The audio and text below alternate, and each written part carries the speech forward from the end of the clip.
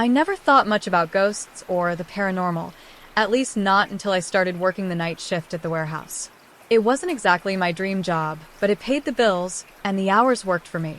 It was an old facility, built sometime in the early 1900s, with thick brick walls and narrow, dimly lit hallways leading to different storage areas.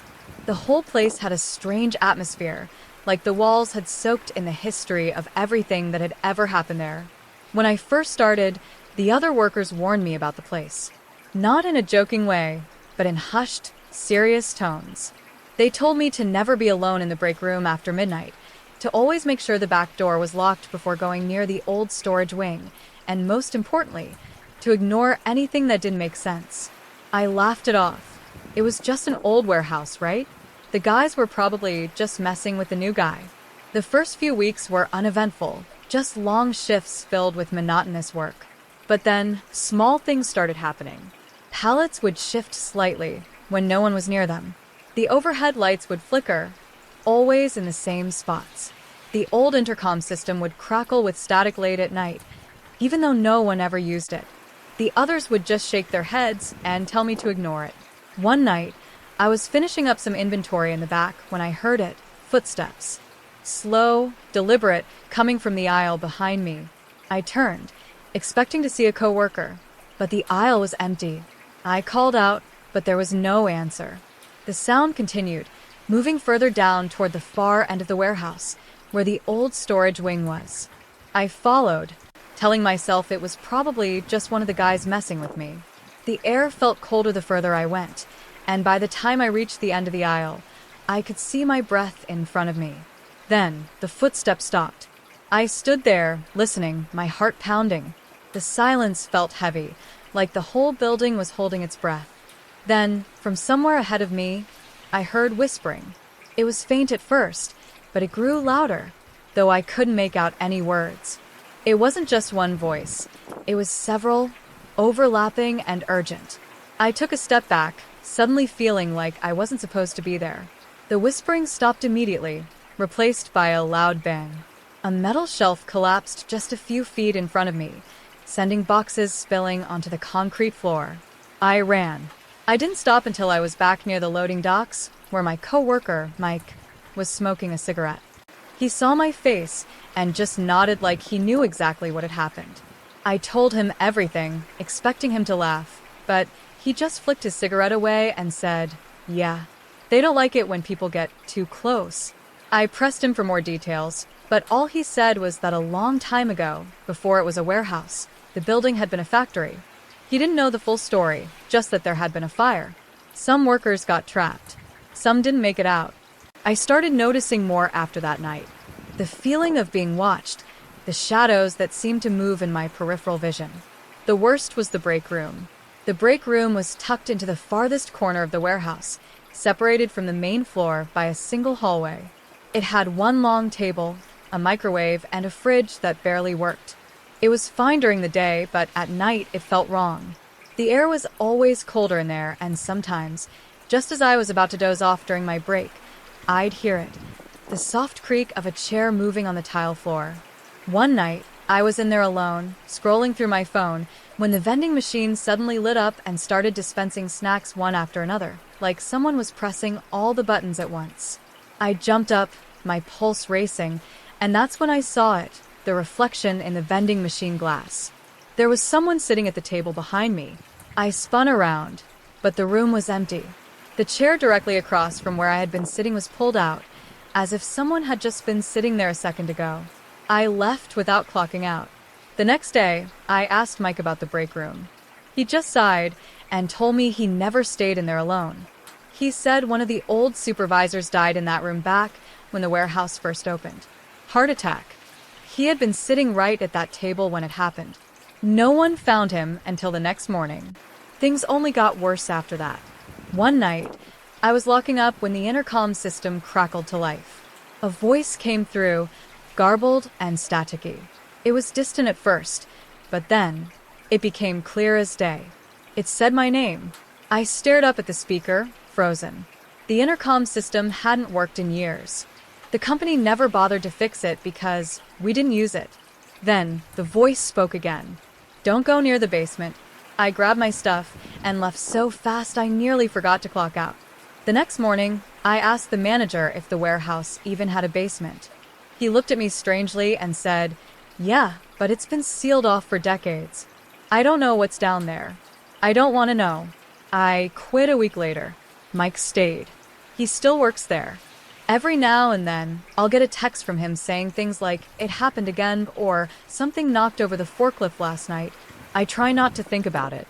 But sometimes, late at night, when everything is quiet, I swear I can still hear that whispering.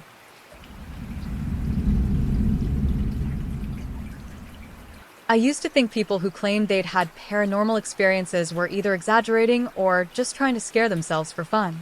But that was before my family moved into the old house on Oak Hill Road. Now I know better. It was a beautiful house, large, historic, with towering oak trees lining the property. It had been on the market for years, and no one seemed interested in buying it, which should have been a red flag. But when my parents saw the price, they couldn't pass it up. I remember the first time we pulled into the long gravel driveway, the way the house loomed over us, its once white paint faded and peeling. The windows were tall and narrow, almost like eyes watching us as we stepped out of the car. The inside smelled like dust and old wood. The floors creaked with every step, the kind of sound that made it feel like someone was following you. My mom was in love with the house, talking about all the history and character it had, while my dad focused on how much work it needed. I just felt uneasy, like we weren't supposed to be there. The first few weeks were uneventful. My parents were busy repainting and fixing things up, and I tried to get used to the eerie quiet of the place. But little things started happening, things I could almost explain. At night, I'd hear footsteps upstairs when I knew everyone was asleep. I convinced myself it was just the house settling, even when the steps seemed deliberate, slow, careful, moving across the hallway above my room. Doors would creak open on their own, but maybe it was just the old hinges. The lights flickered sometimes, but it was an old house, right? I ignored it, until the night I woke up to someone whispering my name. It was so close, right by my ear. I sat up fast, my heart hammering in my chest. My room was empty. The door was still shut. I tried to tell myself it was just a dream, but I didn't sleep the rest of the night. Things escalated after that. My mom started losing things, her keys, her phone, even jewelry she swore she had left on her nightstand. We'd find them later in places they had no business being, like inside kitchen cabinets or in the basement. The basement was the worst part of the house. It had a dirt floor, old brick walls, and the moment you stepped down there, the air felt heavy, almost suffocating. The only light came from a single, dim bulb hanging from the ceiling, and even when it was on, it barely cut through the darkness. One day, my dad was down there, checking on some wiring, when I heard him yell. I ran downstairs and found him staring at the far wall, his face pale. I asked him what was wrong, and he pointed to something in the dirt. Bones. They were small, brittle-looking. At first, we thought maybe they were from an animal, but the more we dug, the clearer it became. These weren't animal bones. They were human. The police were called. They sent some people to dig, and after hours of searching, they found what they confirmed to be remains, several sets of them. Old. Decades, at least. My mom was horrified. My dad tried to act like it wasn't a big deal, but I could tell he was shaken. The police didn't have much to say. They said an investigation had been done years ago when the house was abandoned, but nothing ever came of it. They suggested we move, but my parents had already put so much time and money into the house, they refused. That night, everything changed. I was lying in bed, staring at the ceiling, too afraid to sleep. My room was freezing, even though it was the middle of summer. Then, the whispering started again. But this time, it wasn't just my name. It was crying. Soft, broken sobs. They filled my room, surrounding me, coming from nowhere and everywhere at the same time. Then my door slammed open. I bolted upright, my heart nearly stopping. The hallway outside was pitch black. And then I saw something move. A shadow. It wasn't cast by anything. It didn't belong to anything. But it moved, stepping closer to my door, shifting in the darkness. I couldn't breathe. The whispering turned into something else. A deep, guttural growl. I ran. I didn't care where, I just ran. I flew down the stairs, nearly tripping over my own feet, screaming for my parents. They came running, but the moment they reached me, all the noise stopped. The house was silent. I told them everything. My dad checked my room, the hallway, the entire house. Nothing. My mom held me, trying to calm me down, but I could tell by the way she was shaking that she believed me. We moved out a week later. My parents wouldn't admit it, but I knew they had started hearing things too. My dad even caught my mom standing in the hallway one night, staring at the basement door, whispering that she thought she heard voices coming from below. I don't know what happened in that house. I don't want to know. All I know is that something was there, watching, waiting, and it didn't want us to leave. The passenger in the back seat. A terrifying true story. I never used to believe in the paranormal. I was always the guy who would laugh at horror movies, roll my eyes at ghost stories, and insist that every unexplainable thing had some kind of rational explanation. That was before the drive. That was before I saw him. It was late November, and I had just finished visiting my parents in a small town about 3 hours from where I lived. The visit was nice, but I had stayed longer than I planned, and by the time I got on the road, it was already past midnight. The drive was long, mostly empty highways cutting through stretches of dark forest. I had taken this route before, but something about that night felt different. The air was heavy, and despite the heater running, I felt a deep chill that I couldn't shake. The first hour passed without issue. My only company was the low hum of my car's engine and the occasional flicker of my headlights on road signs. I wasn't tired. I had grabbed a coffee before leaving, but there was a strange stillness to the night that made me uneasy. And then, I noticed the headlights. A pair of bright lights appeared in my rearview mirror, far back, but approaching quickly. It was strange. I hadn't seen a single car for miles, and now suddenly, someone was behind me. At first, I didn't think much of it. Maybe just another late-night traveler, someone trying to get home, like me. But as the car got closer, I started to get an eerie feeling. The lights were too bright, like their high beams were on, but they weren't flickering the way headlights normally do when a car goes over bumps. It was as if the glow was floating. I kept my eyes on the road, glancing back every few seconds. The car wasn't gaining on me anymore. It was just sitting there about 30 feet behind me, moving at the exact same speed. My fingers tightened on the steering wheel. Something felt wrong. I slowed down slightly, just to see what the other driver would do. The lights slowed down too. I sped up. The lights matched my speed exactly. Now I was seriously freaked out. I told myself it had to be some jerk messing with me, maybe someone with aftermarket lights playing a prank. But something deep in my gut was screaming at me that this was not normal. I kept my foot on the gas, staring into the mirror, trying to see who was behind the wheel. And that's when the lights disappeared. 1 second, the car was behind me, clear as day. The next, it was gone. No sound. No movement. Just gone. I blinked hard, checking my mirrors, twisting in my seat to look behind me. Nothing but empty road. My chest tightened, my breath coming in short gasps. Maybe I imagined it? Maybe my overtired brain was playing tricks on me? Then my car got colder. Not just a little. Not like a draft from the AC. I mean ice cold. Like someone had opened the door and let in the freezing November air. My breath came out in a mist. My fingers felt numb against the steering wheel. And then, I felt it. A presence. I don't know how else to describe it. I didn't hear anything, I didn't see anything, but I felt it. Someone was in the back seat. I gripped the wheel so tight my knuckles turned white, my heartbeat slamming against my ribs. I didn't want to look. I knew that the second I turned around, I would see something I wasn't supposed to see. But some twisted part of my brain made me do it anyway. I swallowed hard, barely breathing, and glanced up at my rearview mirror. And there he was. A man, or what used to be one, was sitting directly behind me. His skin was gray, stretched too tightly over his skull, like it had dried and shriveled in the sun. His mouth hung slightly open, revealing blackened teeth, and his eyes weren't there. Just two deep, empty sockets, staring at me through the mirror. I couldn't move. I couldn't breathe. I felt the car shake slightly, like something was shifting its weight in the back seat.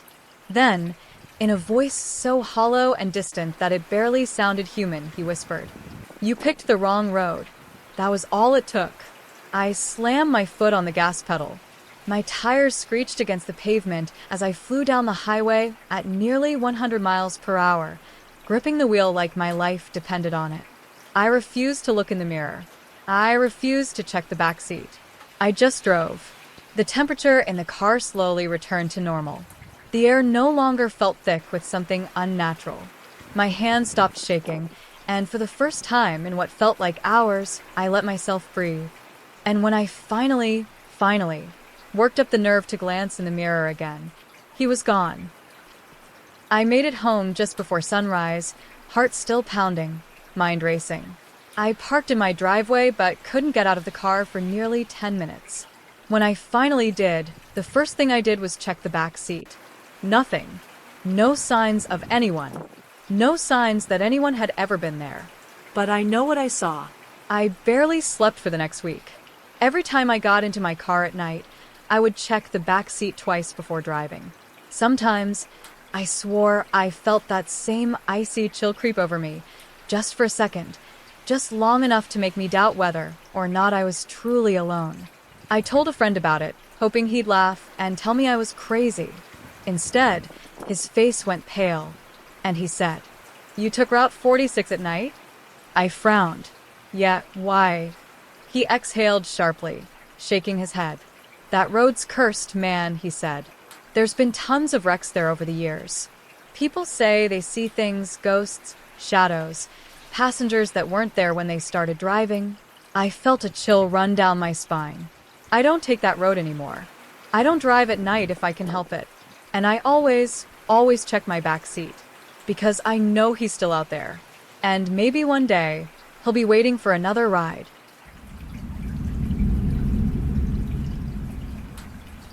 I never considered myself a believer in the paranormal. Sure, I liked a good ghost story, but I always figured there was a logical explanation for everything. That changed the night I stayed in room 306, a work trip to remember. It was late October, and I had a business trip in a city a few hours away.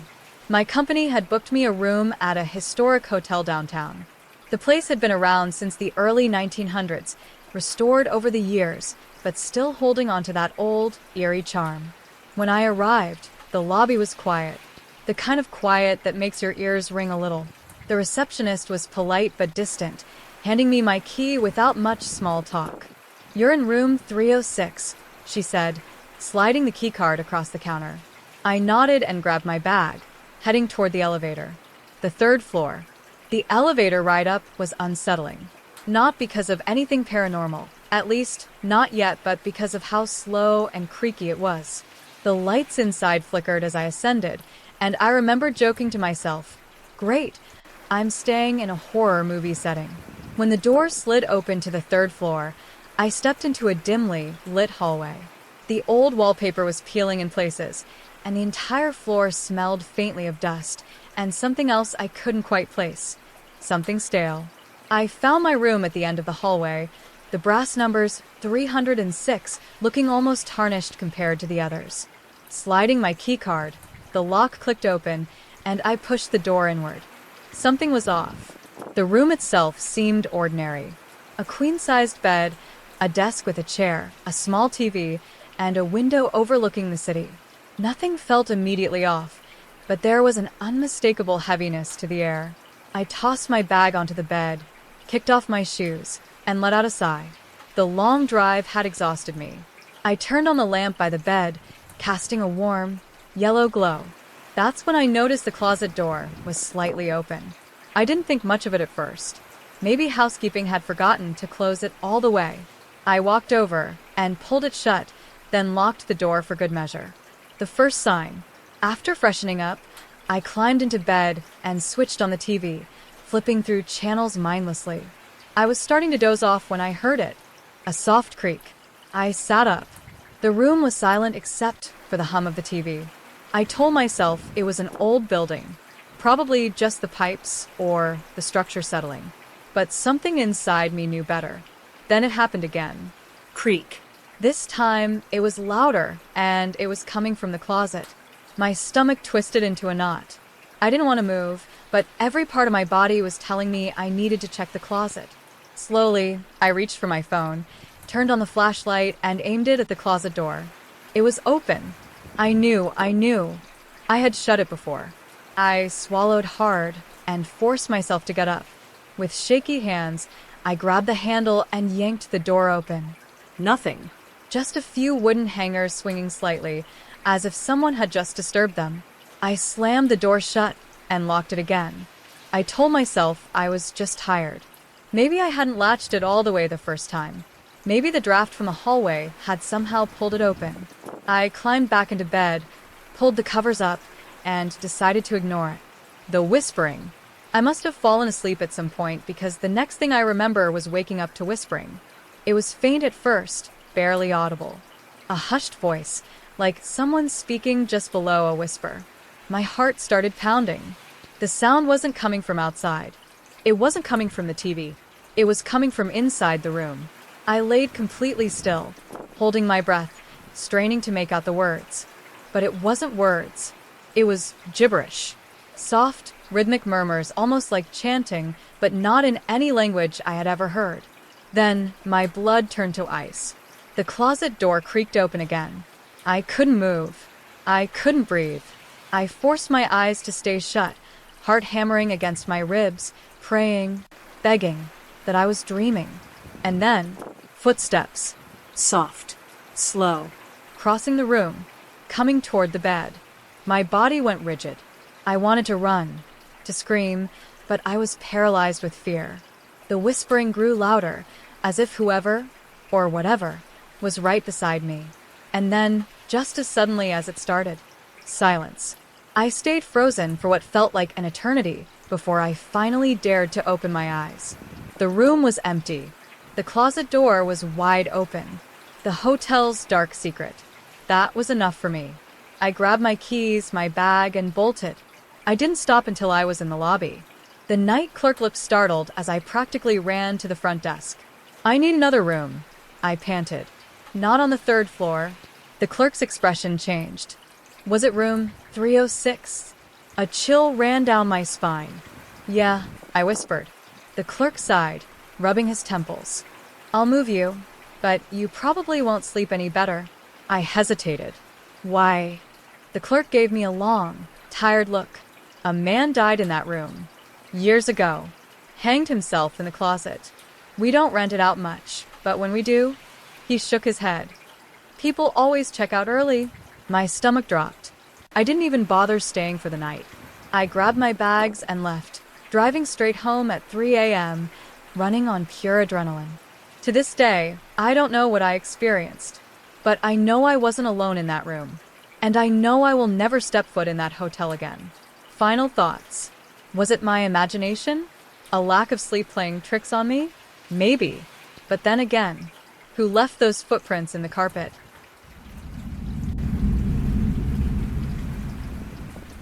I was a nurse in a small town hospital, the kind where everyone knows each other, and the hallways always seem a little too quiet after dark. The night shift was my usual, and for the most part it was uneventful, checking vitals, administering medications, and making sure patients were comfortable. But sometimes, the hospital had a way of reminding us that it had secrets. That night, I learned about one of them. It started with this simple room change. One of our long-term patients, an elderly man named Mr. Harrison, had been in room 312 for weeks. His condition had improved, so the doctors decided to move him to a different floor where he could begin physical therapy. That left room 312 empty, or at least it was supposed to be. I was at the nurse's station, filling out some charts, when I noticed the call light for room 312 flick on. I frowned. That was impossible. There was no one in there. Figuring it was a glitch, or maybe housekeeping had accidentally hit the button while cleaning, I silenced the call. A few minutes later, it turned on again. This time, I decided to check. The hallway was eerily quiet as I made my way down to the room. When I pushed open the door, I was met with nothing but darkness. The bed was neatly made, the machines were off, and the room smelled faintly of antiseptic. I stepped inside, flipping on the light, but nothing seemed out of place. I checked the call button on the bed, pressing it a few times to see if it would get stuck. It seemed fine. As I turned to leave, I heard something shift. It was subtle, like fabric moving against fabric. I froze. My eyes darted around the room, but there was nothing. I told myself it was just my imagination, maybe the air vents kicking on, and left, making sure to shut the door behind me. Back at the nurse's station, I tried to brush it off, but my coworker, Lisa, must have noticed the look on my face. "You okay?" she asked, taking a sip of coffee. "Yeah, just weird. The call light in 312 keeps going off." Lisa's face paled slightly. She put her cup down. 312. I nodded. Yeah. Why? Lisa glanced around, lowering her voice. "You don't know about that room?" I shook my head. "What about it?" She hesitated before leaning in closer. "That's the room Mrs. Donahue died in last year. She was in here for months, kept telling everyone she didn't want to be moved, that she'd rather die than leave that room." A cold chill ran down my spine. And the day she was supposed to be discharged, she coded, right there in that bed. The weird thing is, the doctors had just cleared her. There was no reason for her to go like that. Lisa leaned back, rubbing her arms as if trying to shake off the memory. Ever since then, weird things happen in there. Call lights going off, things getting moved, people hearing whispers. They don't assign patients to that room unless they absolutely have to. I forced out a nervous laugh. "So, what, you think she's still in there?" Lisa shrugged. "I don't know, but I try to avoid that room when I can." I didn't want to admit how much her story unsettled me, but I couldn't shake the feeling I wasn't alone when I was in that room. I told myself I was being ridiculous and went about my rounds. But as the night went on, things got stranger. At around 2 a.m., I was doing my charting when I heard a noise from down the hall. It was faint, but distinct, the sound of a hospital bed rolling. I glanced at Lisa, who had her headphones in, oblivious. Heart pounding, I got up and slowly walked toward the sound. The hall was dimly lit, the overhead lights humming softly. As I turned the corner, I stopped dead in my tracks. The bed in room 312 was in the middle of the hallway. I stared at it, my breath caught in my throat. There was no way it could have moved on its own. The brakes had been on. I would have heard someone wheeling it out. But there it was, sitting eerily still under the flickering fluorescent lights. A sharp chill crawled up my spine as I stepped closer. The room's door was wide open, though I was certain I had shut it earlier. The air felt wrong, thick and heavy, like stepping into a place you weren't supposed to be. My instincts screamed at me to leave, but I reached out and pushed the bed back inside. As soon as I did, a whisper brushed against my ear. "I don't want to leave." I spun around, my heart pounding so hard I thought I might pass out. The hallway was empty. I backed away, keeping my eyes on the open door of room 312 before turning and bolting back to the nurse's station. Lisa looked up as I ran in. "What's wrong?" I swallowed hard, trying to steady my breathing. The bed that moved. I heard something. Lisa's face darkened. "What did you hear?" I hesitated before whispering. She said she doesn't want to leave. Lisa exhaled sharply and nodded, like she had been expecting that answer. "You're not the first one to hear that. That was my last shift at that hospital." I put in my transfer request the next day. I don't know what I experienced that night, and I don't want to know. All I know is that room 312 isn't empty. Not really. And I hope whoever moves in there next, they're ready for whatever's waiting for them.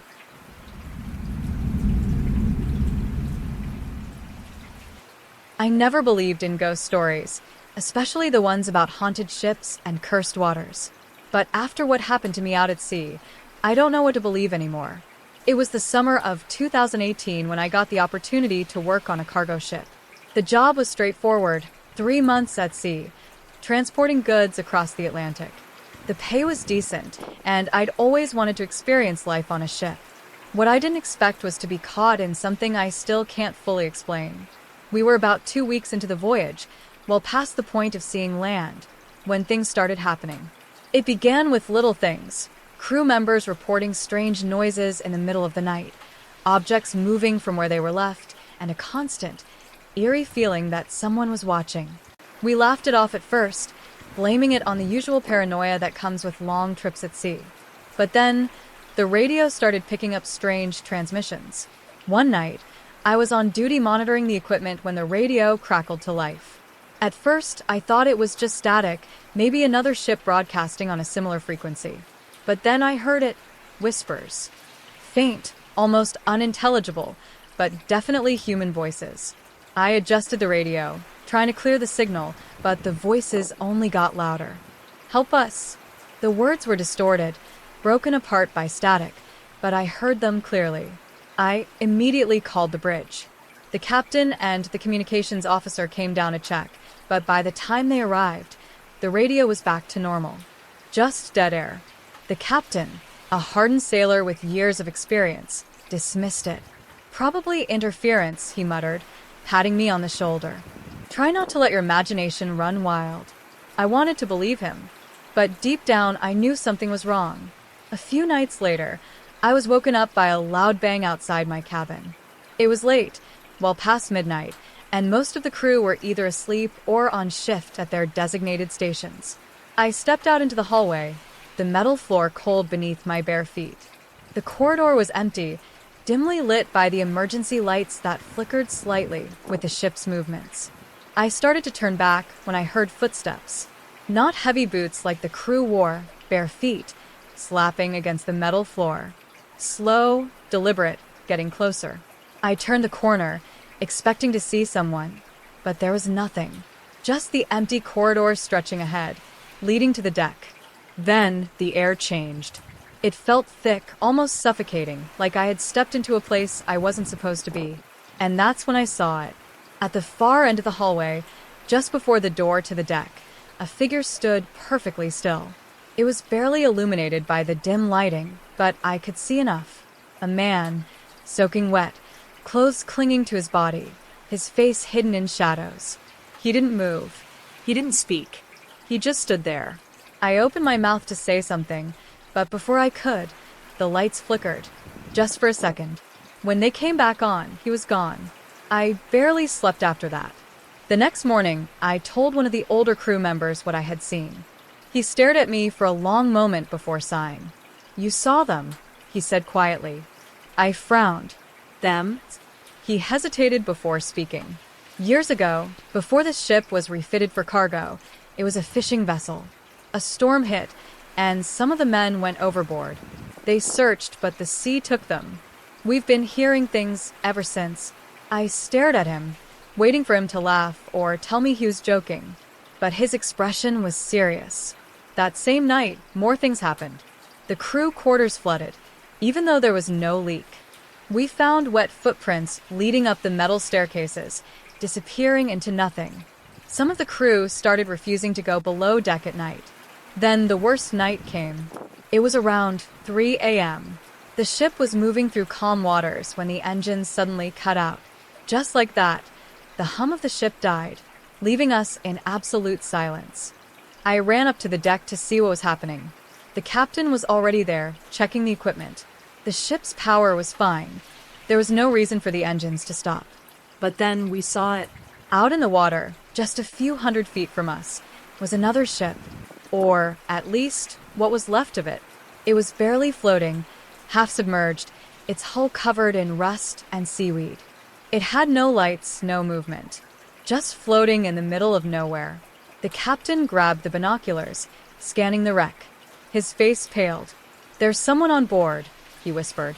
I grabbed the binoculars and looked for myself. At first, I didn't see anything. But then movement.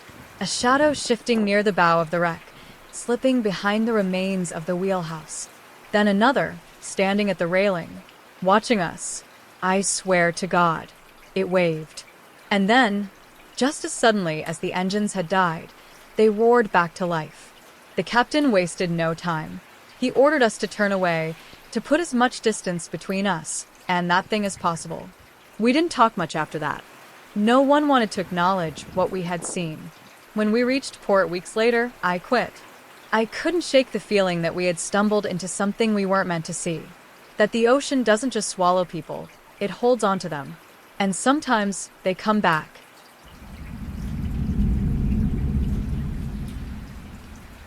I never used to be afraid of the woods. I grew up surrounded by trees, spending my childhood exploring the dense forests behind my house. But after what happened to me last fall, I will never set foot in those woods again. It started with a simple camping trip. My best friend, Jake, and I had been talking about doing an overnight stay in the woods for weeks. We planned everything, packed our bags, grabbed enough food, and even brought a cheap little tent. The plan was to hike a few miles into the forest, set up camp, and just enjoy the peace and quiet away from civilization. The place we picked wasn't anything special, just a stretch of forest land a couple of miles outside our town. We had been there plenty of times before, but never overnight.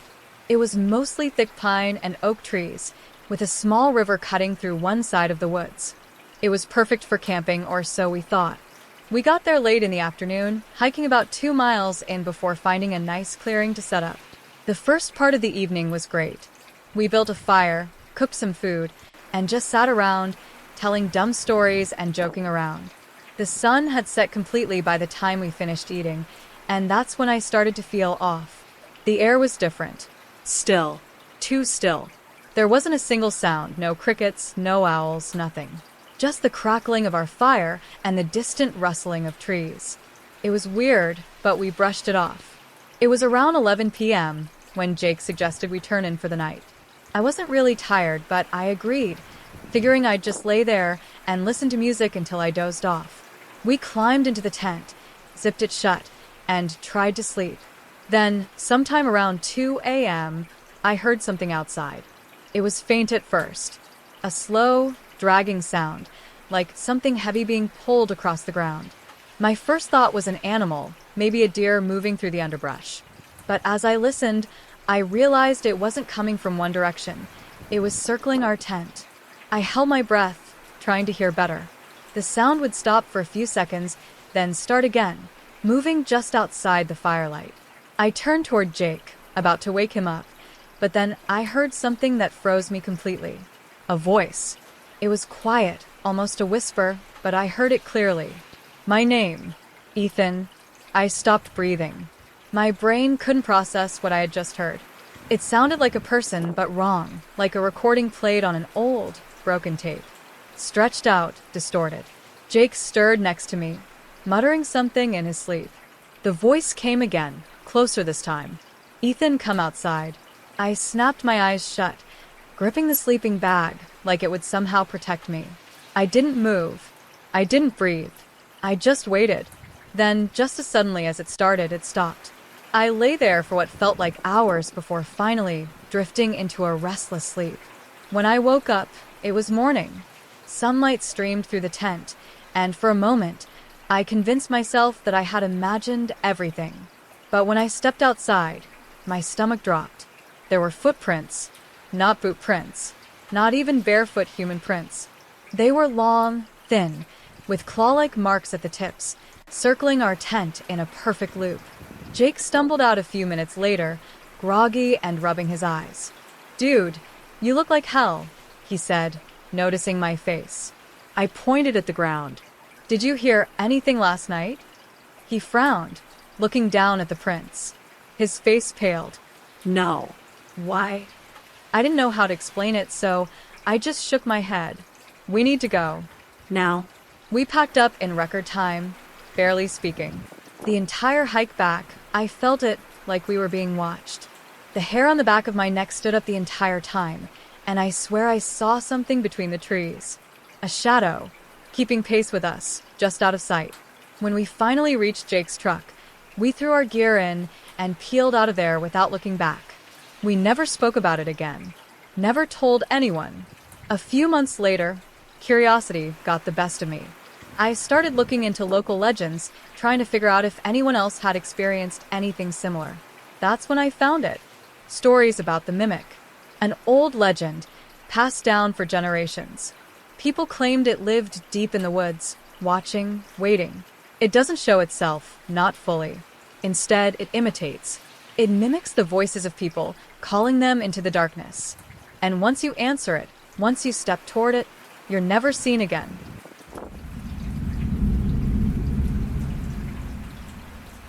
I started working at the old diner on the outskirts of town. It wasn't anything fancy, just a small, rundown place off the highway that mostly catered to truckers and night owls. The kind of place that had been around for decades, with cracked linoleum floors, faded red booths, and a jukebox that hadn't worked in years. I had taken the job because I needed the extra cash, and at first it seemed like an easy gig. The late-night shifts were quiet, and the only real downside was the occasional drunk who stumbled in looking for a greasy burger at 3 a.m. But then things started happening. It was little things at first. Plates would shift slightly when I wasn't looking.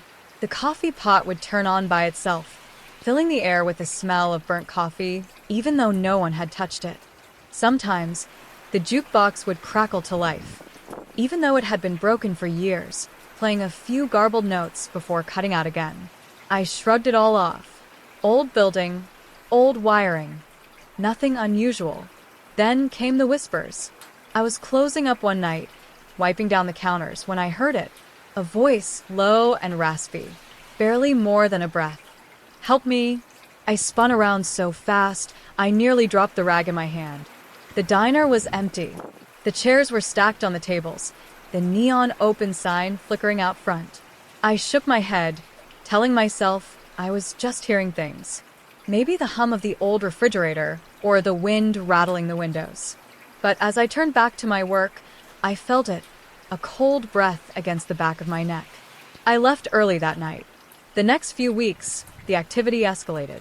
I would hear footsteps when I was alone, see shadows moving in the reflection of the glass windows. One time, I found an entire cup of coffee poured out onto the counter, the mug resting perfectly upright like someone had tipped it over without spilling it. Then came the man at the corner booth. It was around 2 a.m. on a Tuesday. The place was completely empty except for one trucker nursing his third cup of coffee at the counter. I had just finished wiping down the tables when I glanced up and saw him, a man sitting in the last booth near the window. He was wearing an old suit, faded and worn, his hat pulled low over his face.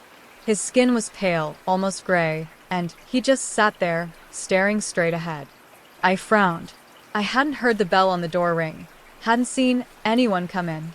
"Hey there, sir," I said, forcing a polite smile. "Can I get you anything?"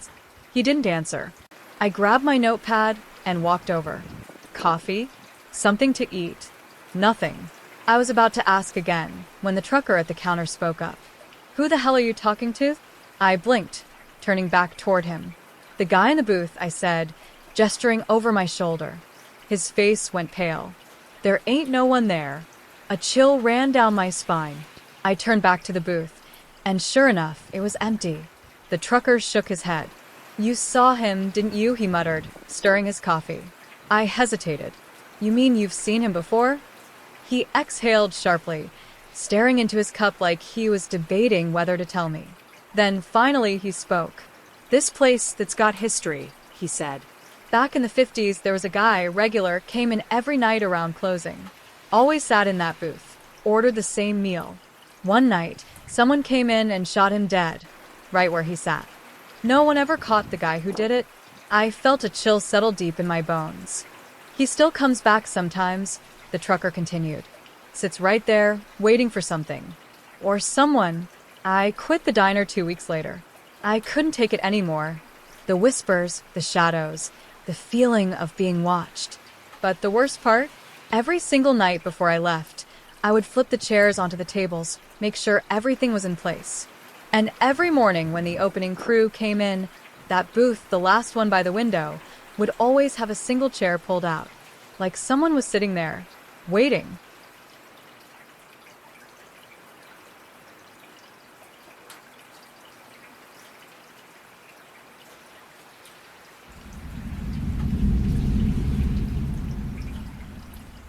I never should have gone inside.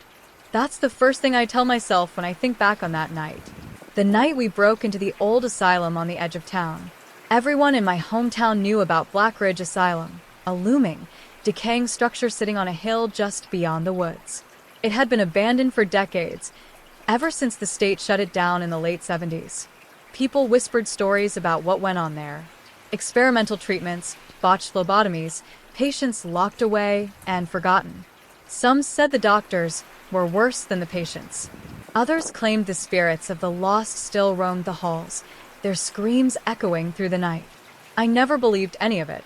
Until I saw it for myself. It started as a dare. My best friend Ryan had been talking about it for weeks, saying he wanted to go inside and see if the rumors were true. He dragged our friends Lily and Mark into it too, and before I knew it, I was being peer pressured into the worst decision of my life. We waited until after midnight, parked a mile away, and walked through the trees toward the asylum. The moment we saw it up close, I knew we had made a mistake. The building was massive, the windows shattered and hollow, like blackened eyes staring at us. The front doors were chained shut, so we crept around back, slipping in through a broken window. The air inside was heavy, stale, like the place had been holding its breath for decades. Our flashlights flickered against peeling wallpaper and graffiti-covered walls.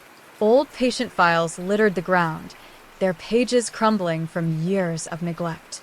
The further we went in, the more it felt like we weren't alone. At first, it was just small things. Distant creaks, the scuttling of rats. Then Lily swore she heard a whisper. We all stopped, holding our breath. Nothing. We laughed it off, telling her it was just the wind. But deep down, we all felt it, that cold, sinking dread settling in our stomachs.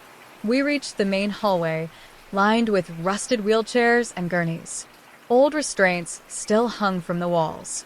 A faded sign above one of the doors read electroshock therapy ward. Ryan, of course, wanted to go in. That's when the air changed.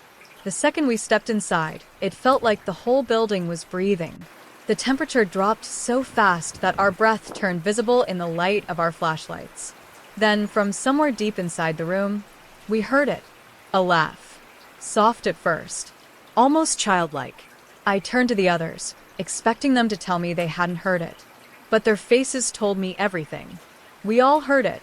Then, a loud bang echoed from the end of the hall. We ran. Mark was the first to reach the door, but just as he grabbed the handle, it slammed shut in his face. We skidded to a stop, staring in horror as he yanked on the knob. It won't open, he gasped. It's locked. I turned to Ryan, ready to demand why he thought this was a good idea, when I saw something behind him. A shadow. Not just a trick of the light. Something standing in the doorway we had come through. Tall. Unmoving. I wanted to scream, but my throat locked up. Then it moved. Not walked. Not ran. It glided forward, jerking in and out of the light like a distorted video. And as it moved, it whispered, "You shouldn't be here." That was it. Lily started screaming. Mark kept yanking on the door, and Ryan backed up so fast he nearly tripped over an overturned wheelchair. Then, the worst part, the gurney at the center of the room rolled forward. It screeched against the floor, slow and deliberate, stopping only a few feet away from us. The restraints on it dangled, swinging as if someone had just been pulled from them. Then, the lights in the hallway outside flickered on. Only for a second. But in that second, I saw them. Figures. Dozens of them. Lining the walls of the hallway, standing in doorways, faces blurred and indistinct, their bodies barely visible. All staring at us. Then, the lights cut out again. The door behind us burst open. We didn't question it, we ran. Through the hall, past the gurneys, past the broken wheelchairs, not stopping until we dove through the window we came in from. We sprinted through the woods, not daring to look back. When we finally reached the car, we jumped in and peeled out, not saying a word until we were miles away. None of us ever talked about it again. But I still dream about it. The whisper, the figures, and, worst of all, the gurney that moved on its own.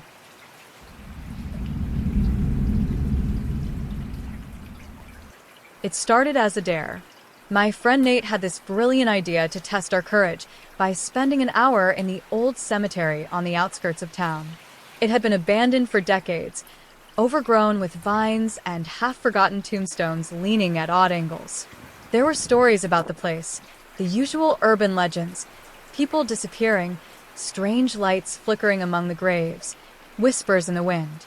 We all laughed about it, thinking it was nothing more than a creepy setting for ghost stories. There were 4 of us that night, me, Nate, and 2 others, Jake and Mia. We hopped the rusted gate just after midnight, flashlights cutting through the thick fog that had settled over the cemetery. The air felt wrong as soon as we stepped inside.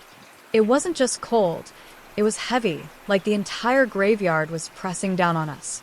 The silence was unsettling, broken only by the crunch of dead leaves under our feet. We wandered around for a while, cracking jokes, pretending we weren't scared. Nate, always the bravest or the dumbest, suggested we split up to make it really interesting. None of us liked the idea, but we didn't want to be the one to back down. So, we each took different paths, agreeing to meet back at the entrance in an hour. I regretted it almost immediately. I walked deeper into the cemetery, the flashlight casting long shadows across the uneven ground. The fog made it hard to see beyond a few feet, and every now and then, I'd catch a glimpse of something moving just outside the beam of light. Probably just animals, I told myself. But my gut told me otherwise. Then I heard it, a whisper. It was faint, barely more than a breath, but right next to my ear. I spun around, my flashlight shaking in my hand. No one was there. I called out, thinking maybe one of the others was messing with me. My voice sounded too loud, almost swallowed by the night. No response, just the wind rustling through the dead branches. I kept walking, my nerves on edge. Then up ahead, I saw something that made my blood run cold. A single headstone, clean and pristine, standing among the others that were crumbling and covered in moss. That wasn't what scared me. It was the name engraved on it. It was my name. I stepped closer, my heartbeat pounding in my ears. My name, my exact birth date. The only thing missing was the death date. The ground around it looked freshly disturbed, like someone had recently dug a grave but never finished. Then I heard the whisper again. "You're not supposed to be here." I turned and saw a figure standing just beyond the grave, barely visible through the fog. It wasn't solid, it flickered, shifting between being there and not. My flashlight passed right through it, but I could feel its presence. I wanted to run, but my body wouldn't move. The air around me turned freezing, my breath coming out in white puffs. The whispering grew louder, overlapping voices speaking words I couldn't understand. Then the figure moved. It rushed toward me, and suddenly, I was falling backward into the open grave. I hit the dirt hard, my flashlight skidding out of my grasp. The whispers turned into screams, surrounding me, inside my head. I scrambled to climb out, but the earth felt like it was pulling me down. Then I felt hands, cold, bony hands, grabbing my arms, my legs, pulling me deeper. I screamed. The next thing I knew, I was lying on the ground outside the grave, gasping for air. The fog was gone. The grave was gone. The headstone with my name? Gone. Nate, Jake, and Mia found me a few minutes later, pale and shaking. I tried to tell them what happened, but the words wouldn't come out right. They thought I had just tripped and fallen, but I knew the truth. I never went back to that graveyard. None of us did. But sometimes, when I close my eyes at night, I can still hear the whisper. "You're not supposed to be here."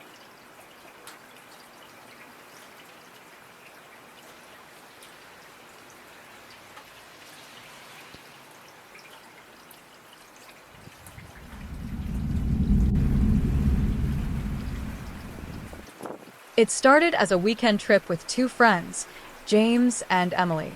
We were in a small European town, the kind with cobblestone streets and old stone buildings that seemed to whisper their history when you walked past them. We'd heard stories about the castle from the locals, how it had been abandoned for over a century, how no one went near it after dark, how strange lights sometimes flickered in its empty windows. Some claimed it was cursed. Others said the last owner had been a madman who disappeared one night, leaving his home to rot. Naturally, we had to see it for ourselves. The castle sat on a hill just outside town, its crumbling stone walls and overgrown courtyard looking like something out of a gothic horror novel. We arrived just before dusk, determined to be out before dark. That was the plan, anyway. The gate was rusted shut, but James found a way in through a section of the wall that had partially collapsed. The air inside the courtyard was different, thicker, heavier. Like the castle was watching us. I told myself it was just my imagination.